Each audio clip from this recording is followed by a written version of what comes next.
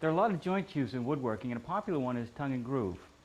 I'm Dave Trull with the Trull Gallery, and I'm going to show you how to cut a tongue and groove joint on a table saw.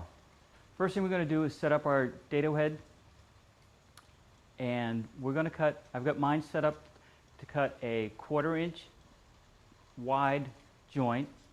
So we're using 3/4 stock. Basically we're going to have 1/4, 1/4, 1/4 for our joint. And that'll make sense as we're cutting. You'll see how that comes together. The next thing we're going to do is we're going to set our blade height, and today we're going to set it at 3/8 of an inch to give us a nice strong joint. And then we're going to set our fence, and for the first cut, the groove, we're going to set it at 1/4 of an inch. Like I said, that'll give us a 1/4 inch on one side, the 1/4 inch groove, and a 1/4 inch on the third side. We're going to go ahead and make the groove cut.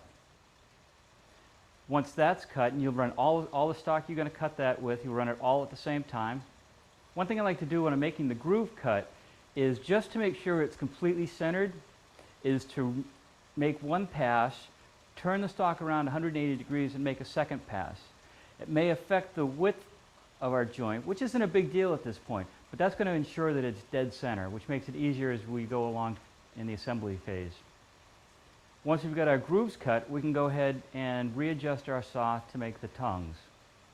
We're going to readjust our fence. We're going to set it at 1/2 inch. And for the first cut, I'm actually going to set it a little bit wide because we're going to make our first pass. Again, flip the stock 180 degrees, make our second pass, and we'll check the fit. And at this point, you want it to be tight. Even large is better. And if you have scrap wood of the same thickness, it's always best to set up your cuts with scrap stock. And then what we'll do is we'll adjust our fence so we get a nice snug fit. You don't want it to be too tight, because if you can't put it together by hand, when you add the glue, there's going to be a lot of fighting to get that together. You want it to be snug.